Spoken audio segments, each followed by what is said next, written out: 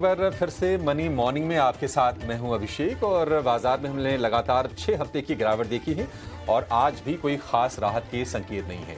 बहुत ही thin gains के साथ हम गिफ्ट निफ्टी को देख रहे थे, लेकिन फिलहाल आपको दिखेगा लाल निशान 24,440 के आसपास है gift Nifty.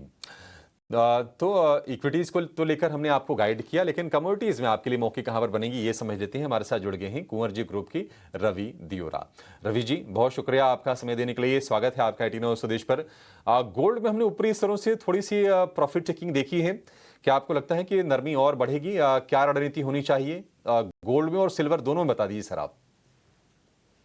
Good morning. Definitely जो जिस हिसाब से जो लेट इवनिंग न्यूज आए थे कि प्रेसिडेंट ट्रम्प है, उन्होंने जो आगे ड्यूटी का स्ट्रक्चर अनाउंस किया था, वो स्ट्रक्चर में कुछ चेंजेस हो सकते हैं। इन पर्टिकुलर जो क्लैरिफिकेशन है व्हाइट हाउस की ओर से आ सकता है।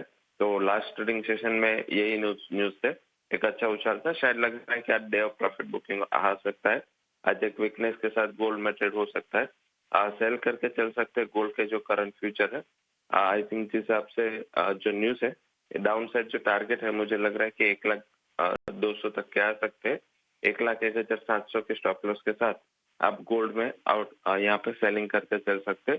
सिल्वर थोड़ा आउट परफॉर्म कर सकता है, बाय ऑन डिप्स का स्ट्रेटेजी रखे, बट इनिशियल लेवल पे मुझे लग रहा है कि यहाँ पे एक क्लियर वीकनेस गोल्ड पे सेल करके कारोबार हो सकता है। ठीक है, गोल्ड में सेल करने की सलाह है। क्रूड को लेकर रवि क्या व्यू होगा? क्रूड में आपको लगता है कि जो थोड़ी बहुत नरमी आई है ऊपरी स्तर से वो सस्टेन करेगी और नीचे के स्तर हम देखेंगे? जरूर से आपने राइटली पॉइंट आउट किया। काफी ट्रेंड वीक है एंड पर्टिकुलर काफी टाइम से कुछ न्यूज ड्रिवन यहाँ पे तेजी हो रहे हैं, बट फंडामेंटल स्ट्रक्चर एंड जो डिमांड स्ट्रक्चर है थोड़ा नर्वस यहाँ पे बना हुआ है। मुझे लग रहा है कि यहाँ पे वीकनेस जारी रहेगी। सेकंड जो 15 अगस्त को रशिया एंड यूएस के बिटवीन की जो मीटिंग है यूक्रेन वॉर को लेके, इस हिसाब से भी मुझे लग रहा है कि ये प्रॉफिट बुकिंग आगे एक्सटेंड हो सकता है।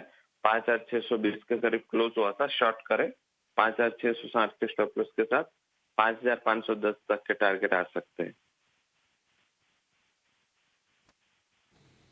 ठीक है, 5,510 तक के टारगेट आ सकते हैं। क्रूड में बिकवाली करने की सलाह है। 5,660 का आप स्टॉप लॉस लगा के क्रूड को आप सेल कीजिए। तो क्रूड पर बिकवाली की सलाह। अब आते हैं बेस मेटल्स में। बेस मेटल्स में रवि आप बताइए कहां पर आपको मौके दिख रहे हैं? जिंक, एल्यूमिनियम, कॉपर वगैरह में कहां पर आपको लगता है कि पैसे बन जाएंगे?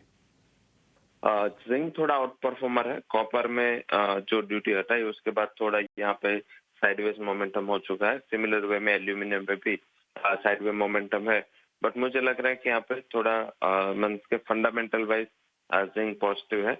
एंड साथ में जो अगर रशिया यूक्रेन वॉर खत्म होता है तो ड्यूटी रिलेटेड भी जो अनसर्टनिटी है वो आगे कम होगी। एंड जो 12 अगस्त को यूएस एंड चाइना के जो ट्रेड टैरिफ की डेडलाइन है वो खत्म हो रहे हैं, तो उसके पहले मुझे लग रहा है कि अगर कुछ एक्सटेंशन के न्यूज आते हैं तो आई थिंक ये जिंक के लिए पॉजिटिव हो सकता है। 269 के करीब जिंक को बाई करें, 26720 का लग 273 तक के टारगेट आपको जिंक में आते दिख सकते हैं। ठीक है, ठीक है रवि, बहुत शुक्रिया आपका आज समय देने के लिए और ये बेहतरीन स्ट्रेटजीज हमारे दर्शकों को बताने के लिए। लेकिन आगे बढ़ने से